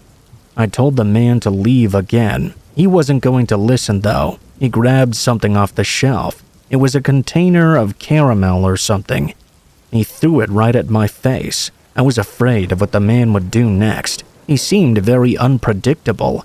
Somebody shouted to call the police. All of a sudden, the man charged at me. He wasn't very big. I was several inches taller than him. He ran right into me, but didn't have enough force to knock me over. I put my hands up and shoved him, and he fell over. He crashed right into the counter behind us. I remember he was on the ground and began yelling that he was going to sue me for assaulting him. A lot of people started leaving the building, and nobody was trying to get coffee anymore. As the man stood up, I told him to just leave right now before it got any worse. He refused. He charged at me again. I grabbed the man by his arms and tried to force him to leave. I walked him out and around the counter. I heard one of my coworkers say the police were on the way. Everybody who was inside left, and as I made it out from behind the counter, the man broke free from me. Obviously, I wasn't going to try to tackle him or anything. He ran over to a table and stood behind it. All of my coworkers left the building, as well as all the customers. The police got there 2 minutes later, and we let them handle the rest. They were able to get the man out and leave the building. We ended up being closed for the next hour or so, and finally opened a while later. That was by far the craziest thing that ever happened to me while working.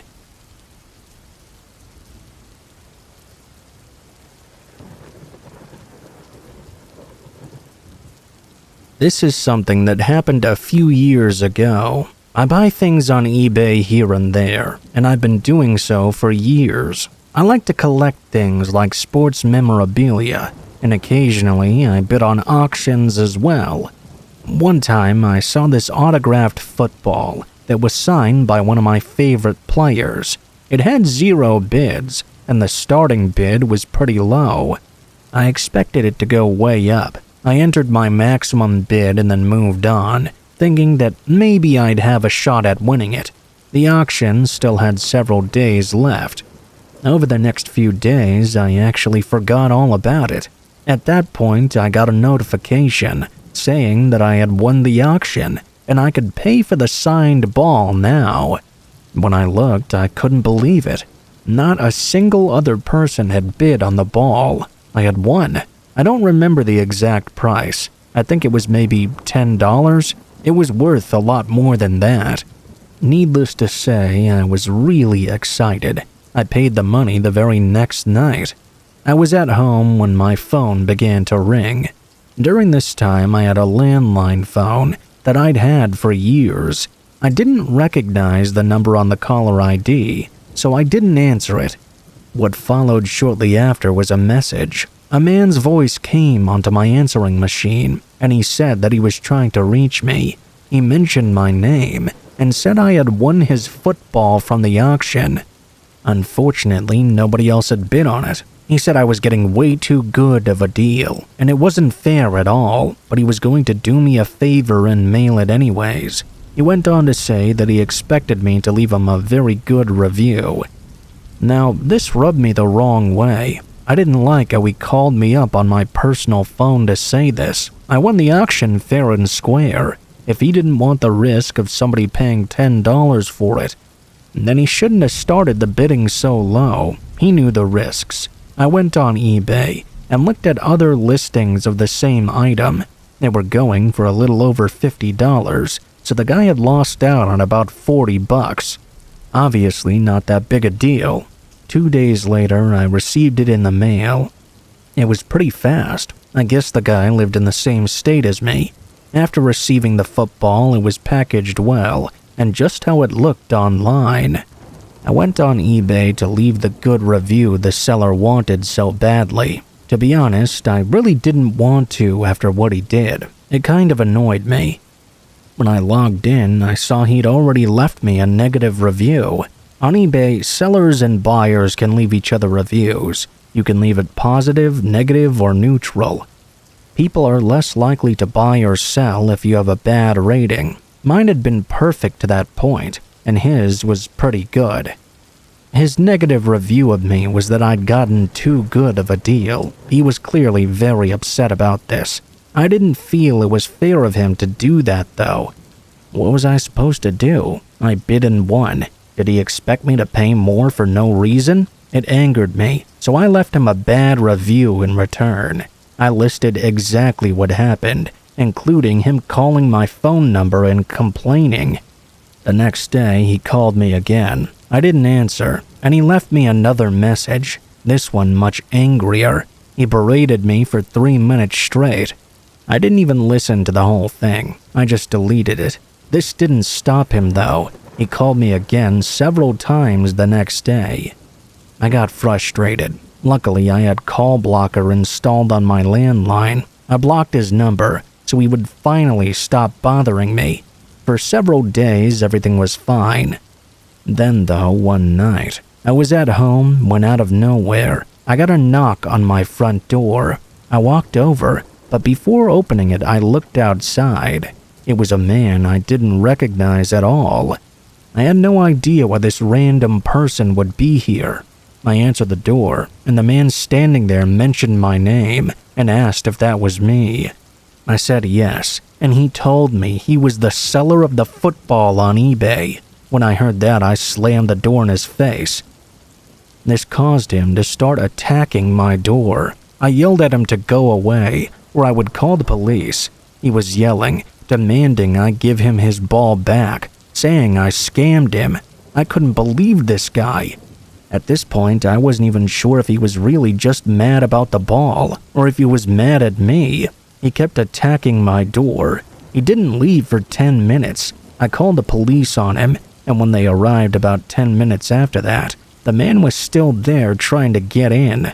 They spoke with him, and he gave his side of the story. I'm not even sure what that was really. An officer came inside and spoke to me. He said the man outside kept claiming I'd scammed him and stolen something from him. I told the officer the whole story and showed him the proof on my phone. The police ruled in favor of me, at least in their opinion. They said I owned the football, and the man had to leave my property. They told him not to come back either. Eventually, the man did leave, and after that, I never heard from him again. I still have that football, and every time I look at it, I remember the crazy story that goes along with it.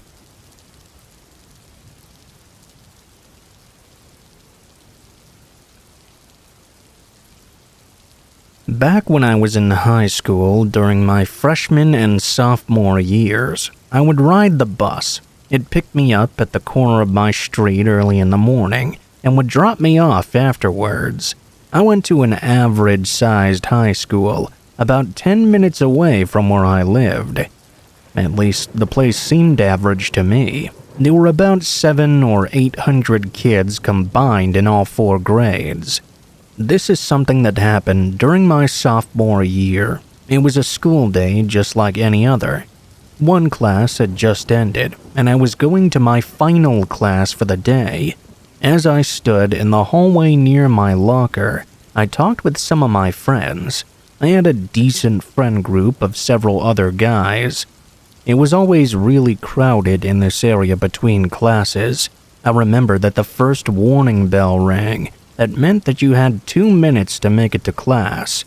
The kids started leaving the area, but a couple of friends and I stayed. My classroom wasn't really that far off. I remember that one of the guys there was a grade ahead of us. His name was Jake. His brother was Tommy, and Tommy was in my friend group. I think that's why he was there. As I was about to head to class, I heard another sound come over the school speakers. At first, I was thinking, how could the bell ring again so soon? But it wasn't really the same bell sound for when class was starting. It was followed by an announcement over the intercom. We were told that the school was going into a lockdown. All of us should go to our next hour classes immediately, and the teachers should lock the doors and turn off all the lights. There were still a lot of kids hanging around, including the 4 of my friends. I heard one of them say they were just going to leave. Nobody wanted to sit in the classroom for who knows how long during a lockdown. One of the school exit doors was not that far away. There were already some kids leaving. I saw about 10 running for the doors and going outside, and more followed. There was only 1 class period left for the day, so I decided that I wanted to leave as well. The thing is, I hadn't driven there. That's when Jake asked me if I wanted to leave. He said he would give a ride to anybody that wanted to, because he was leaving right now. As he said this, he started to walk away. Half of my friend group was leaving, and the other half were actually going to their classes. Other kids were also leaving. It became pure chaos. We had to leave fast if we were going to. I saw one of the teachers enter the hallway and start to tell kids to get to their classes. There were less and less kids around by the second. I decided to leave, but by that point, Jake and my other friends had already left. I remember the teacher yelling at everyone to stop leaving. There were around 50 kids that ended up making it out of the school. I was one of them. When I got outside, my friends and I did not do a good job of sticking together. Kids were literally running away to leave. They were going to the parking lots where students parked mostly. Some ran off through the grass towards a nearby neighborhood. The school was in an area that was mostly residential, but there were a few businesses down the road. There were woods and all of the sports fields behind the school. The student parking lot was on the side. When I got outside, I couldn't even see Jake or any of my friends anymore. It was basically chaos. The kids were running everywhere. A teacher took a step out of the school and told us all to come back inside, but nobody listened to him. I figured that Jake and my friends would be in the parking lot, so I ran in that direction. I had to kind of go around the school to get there, though. I wasn't sure which parking lot Jake had parked in, so I went to the main one. When I got there, he was nowhere in sight. I hoped I wasn't too late. By now, most kids had made it to their cars if they were leaving. I sprinted for the other parking lot. It was a ways away, though. When I got there, there was nobody. A lot of cars were still there, but I didn't see any students at all. I walked around, hoping that maybe my friends would be in their car and hadn't left yet. Unfortunately, I didn't see them. I realized that they must have left without me. Now I didn't know what to do. I couldn't go back to the school because it was probably locked, and I wasn't supposed to leave in the first place. I also couldn't go home either. It was too far to walk by myself, and I didn't have a car. I started moving closer to the school, not really knowing exactly what to do. I got to the back door and tried going inside, but of course it was locked just like I figured. I was going back around the parking lot and walked down the sidewalk. As I turned the corner, I saw some guy coming out of the school. I just knew this guy had to be the reason for the lockdown. He was looking over his shoulder, way too old to be a student, and definitely not a teacher either. I was a long ways away from him, so I ducked behind a tree that was nearby. I was just hoping this guy wouldn't see me. For a few seconds, I didn't even bother to look and see where the guy was. I was expecting him to walk in another direction. As I was still behind the tree, though, I heard him walking closer to me.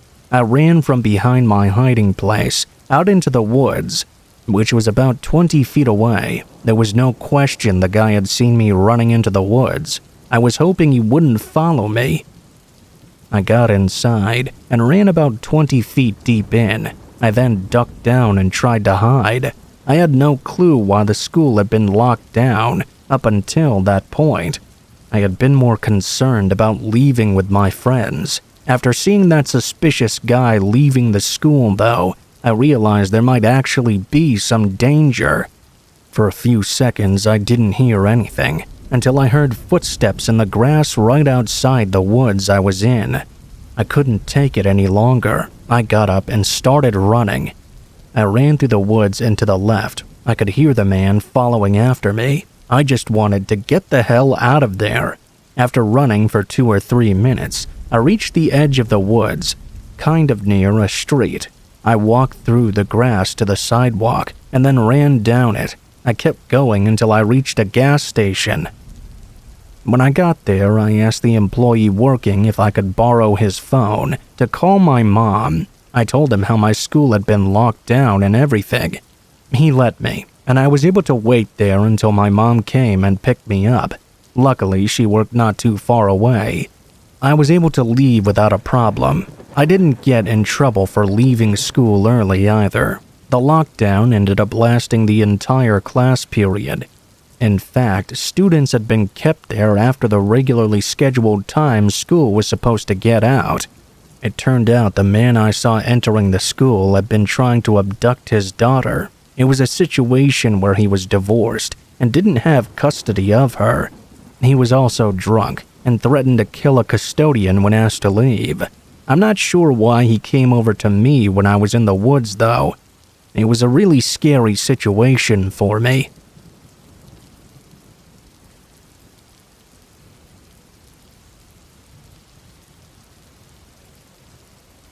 This happened when I was 18, making the road trip from my hometown to my new college. I had all my stuff shoved into the trunk and back seat of my cheap SUV. This was not only my first long road trip alone, but was also going to be my first time being away from my family for an extended period of time. My nerves were reasonably high. Anyway, the directions I was taking said it was about 600 miles total, which I'd split into 2 days of driving. I was taking whatever route the maps had me take, and it estimated I'd make it to the hotel at about 11 p.m. at night. With possible traffic, gas stops, and getting food, though, I thought I'd likely get there much later. By 7, the sun was fully down, and most of the cars were gone too. Every once in a while, a car would pass me by, and I'd see their headlights slowly fade away in front of me. For most of the drive, though, it was just me. This actually made me really tired and bored. At around 10 p.m., I decided to stop at a gas station before making the final stretch of the drive. About 10 minutes later, I exited the road and entered a gas station. Being so far out, this wasn't a town or anything. It was literally just a gas station with 2 pumps and a tiny convenience store. I didn't see any other cars on the road or in the lot, not even any lights from any nearby buildings in the distance. I pulled right up to a pump and got out to start topping off my tank. As I looked around, I almost got jump scared by a guy walking up to me. In comparison to myself, he was much older, probably in his 50s if I had to guess. He honestly looked homeless, but regardless, being approached out here wasn't something I was expecting. His strange-looking smile didn't make me feel any more comfortable at all. "Hi, do you need something?" I said, hoping he wouldn't come any closer. The man stopped a few feet away from my car and looked around almost cautiously. He responded to me, "Take the exit back onto the highway." I looked at him confused, not sure if I was understanding him right. He pointed behind me at the exit I came from and repeated himself over and over. After a second, I said okay, and the man walked off. I was still really confused. The exit I came from that he wanted me to take again was a one-way road. By his logic, he wanted me to drive on the wrong side of the road and do a U-turn back onto the highway. That didn't make any sense. I looked out at the entrance road, the obvious one I was supposed to take. There were no signs of any construction or anything blocking it. It just looked like an empty ramp back onto the highway. As I put the pump back and got in my car, I glanced over at the man, who was now just sitting against the side of the convenience store. The more I thought about it, though, the more crazy that man seemed, just to be sitting out here in the middle of nowhere saying nonsense. I thought maybe this was some kind of trap or something. I went with my instinct and drove out of the lot and toward the entrance to the highway. As I merged onto it, I realized pretty much all the streetlights were turned out. I slowed down, thinking this may be a construction zone or something. I kept my eyes focused on the road directly ahead, making sure to be cautious of anything. As I made my way through the unlit road, I saw the brief outline of a figure to my left before a pickup truck came out of nowhere and stopped right in front of my car. Every door opened as 4 men jumped out of the truck and started running up to my car, holding weapons of all sorts. Metal bats, machetes, knives. They didn't even have anything covering their faces. They just had this emotionless gaze, like they felt nothing of what they were doing. I quickly started backing up as they got just a few feet away from my windows. Once I got far enough back, I saw the outline of dozens of people coming out of the shadows along the road. A few even tried chasing my car as I frantically reversed out of there. As soon as I could, I turned around and sped off. I called 911 once I felt I was safe, but for some reason I never got a call back. No update on it at all, almost like they didn't even bother to check. Ironically enough, it seemed the creepy old guy at the gas station really had tried to prevent me from getting caught up in that mess. I was incredibly lucky to get out of that with my life, as I have no idea what that was or what they were all planning to do.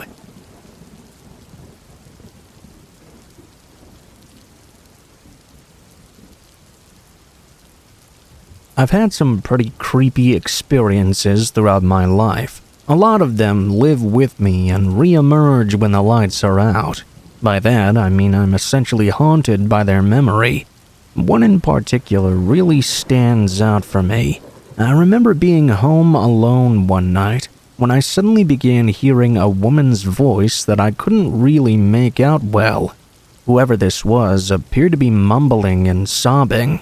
Obviously, that was really scary. I remember I just ran out of the house that time. On another occasion, I was home alone when the door to the living room slowly creaked open by itself. Instantly, I got to my feet and went to see who was there. Of course, no one was. I don't know if I'm susceptible to the paranormal in particular or anything, but I would be lying if I said I wasn't at least a little bit of a believer. Talking about the paranormal is not why I'm here today, though. I want to share with you the scariest experience I ever had, which happened when I moved into an apartment to live alone for the first time in my life. This happened 3 years ago now. I had just moved in. Picture a room with only the bare bones furniture and lots of cardboard boxes scattered about. I remember being way too tired to unpack any of those boxes. I thought I would just unpack the following morning after. I positioned my armchair at a perfect angle for the TV I'd set up and collapsed into it. I relaxed so much that I must have started dozing off while I was sat down. I think I slept for a good while when I was awoken by a strange noise. I heard laughter coming from the opposite side of the living room wall. Well, as far as I'm aware, that was where it was coming from. I only heard it once though, so I kind of chalked it up to me being half asleep. I didn't really make a big deal out of it. I got up and went to bed. In the morning, I was making myself some breakfast when I heard another strange noise coming from the wall opposite my new living room. It was an ominous laughter once again. A weird thought came to my mind. I wonder if the person next door is laughing at me. I need to give you a little more context here. I think when you think of a laugh, you think of those sitcom laughs, where a live audience is doing some canned laughter when something is funny. The laugh I heard was not like that though. It was like someone laughing in a deliberately manic manner. I don't know, like the Joker or something. It really creeped me out. I hadn't introduced myself to my neighbors yet, and as it's a custom here in Japan when someone moves in, I figured now might be a good time to do so. I mean, at least I knew the guy next door was home, right? I was sure it was a guy based on his laugh. I went outside and pushed the doorbell for the next door. I waited for a couple of moments, but no one came. Just as I was about to give up and go back inside, one of the other neighbors came out of their apartment. He looked like he was getting ready to head off to work. "Hey, what are you doing? No one has lived there for a long time," he said to me. Well, as you can imagine, that was pretty strange to hear, since I'd just heard someone laughing next door. I introduced myself to the man and kept the laughter I'd heard to myself. I ended up thinking that perhaps it was just another somewhat creepy encounter with the paranormal. Great. Trust me to live next door to a haunted apartment, I thought to myself. Normally, I would have freaked out and wanted to get out of there straight away, but since I had some previous history, I thought I would stick it out. Nothing else really happened, besides hearing this strange and ominous laughter every now and then. It happened multiple times over the course of the following days, but who cares about a little laughter anyways? At least that's what I tried to tell myself. 3 months went by pretty quickly, and despite hearing the man laughing every now and then next door, it was pretty much smooth sailing. After that 3-month period though, I started to hear a new noise coming from next door. There was a new strange clanking sound coming from the walls. Yet again, it was the living room wall. The laughter was one thing, but now the strange clanking and banging sound was a little too much. I thought about moving, but if I'm completely honest, I was too lazy to pack everything up and get searching for a new place. I didn't act. I just stalled and learned to live with this new eerie noise. Life got in the way, and I was out more than I was in anyway. One day, I think it was a Saturday or a Sunday, I know it was a weekend, I was getting really annoyed by those weird noises from next door. They were always so loud and unnerving. I decided to kick the wall. I remember thinking to myself in the moment, if there really is a ghost next door, why would they care if I kicked the wall? Nonetheless, I did it. I wasn't ready for the reaction I got, though. There was a very distinct and clear male voice which shouted out. Then I heard the sound of something crashing. What the hell is going on, I thought. I froze. I didn't expect to provoke a reaction from the spirit next door. Reality hit me like a truck, though. There wasn't a ghost next door at all. There was a person in there who must have been living in there without the landlord knowing. Well, I wasn't going to go and ring the doorbell again, but I knew someone who might. The police. I called the cops, and they arrived quite quickly. I heard them try the door and enter.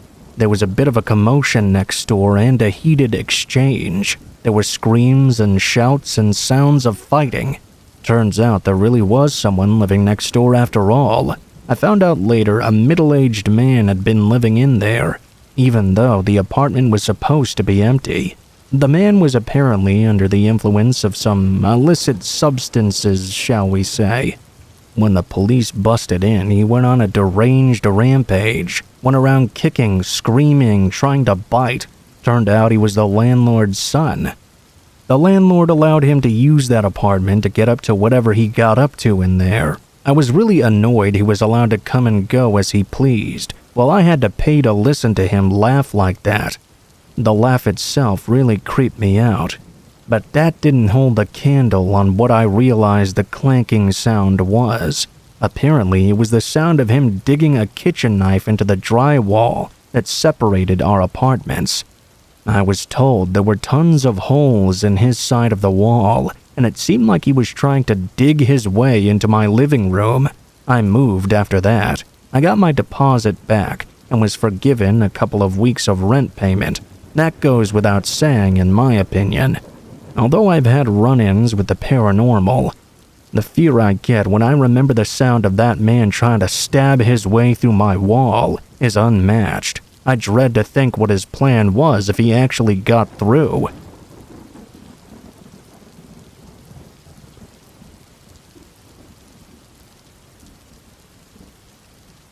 I went out on a trip to the mountains with my wife, and we saw something that I'll never forget.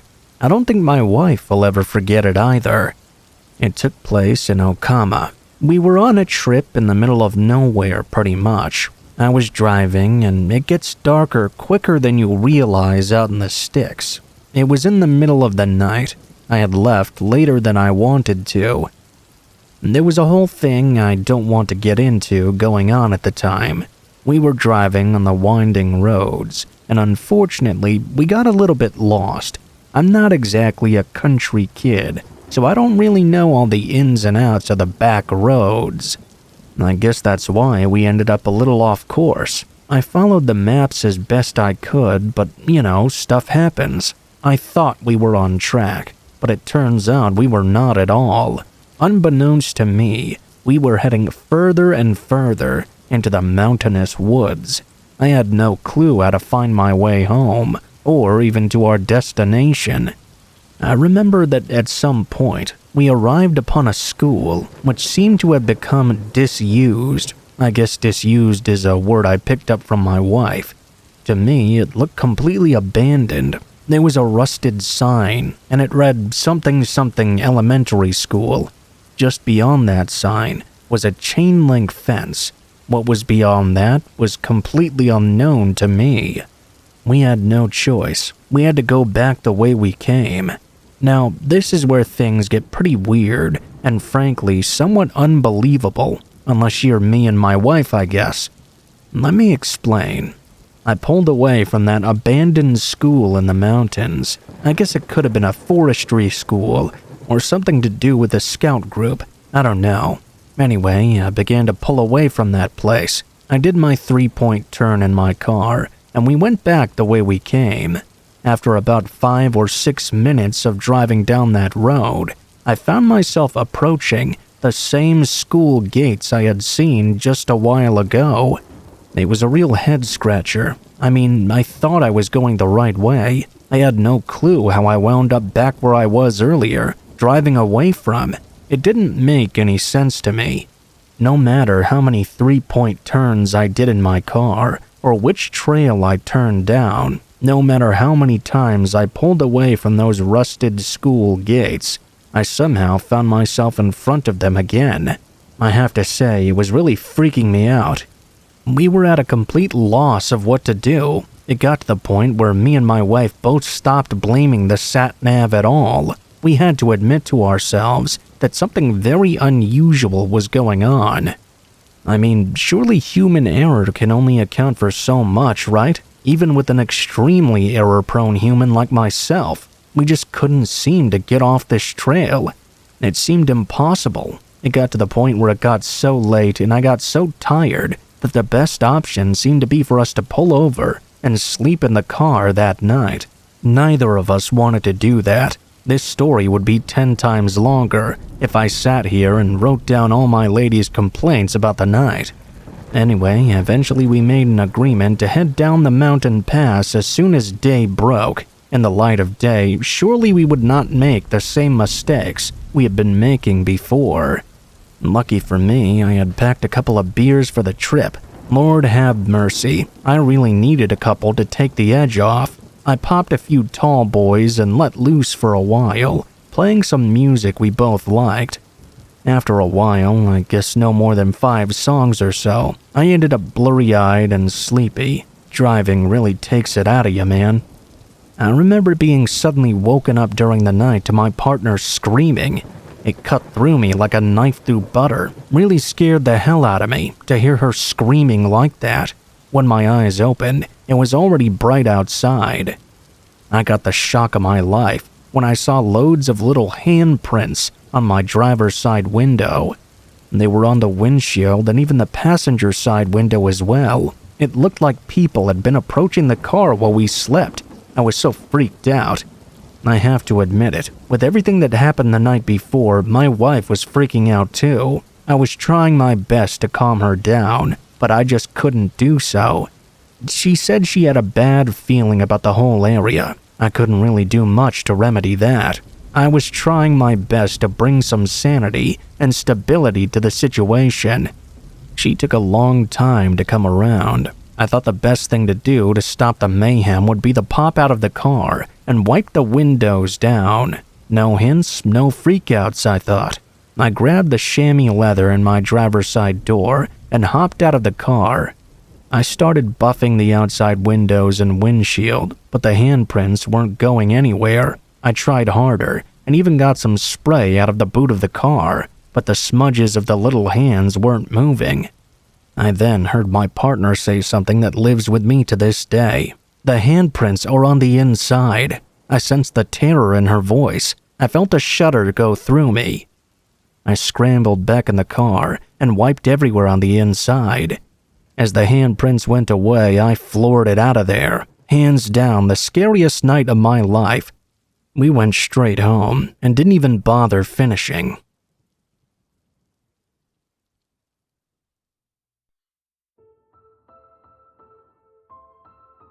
What is up, guys? Blue Spooky here. Thank you guys so much for watching, especially if you made it this far to the end of the video. If you liked the video, please be sure to like, share, comment, and subscribe if you feel so inclined.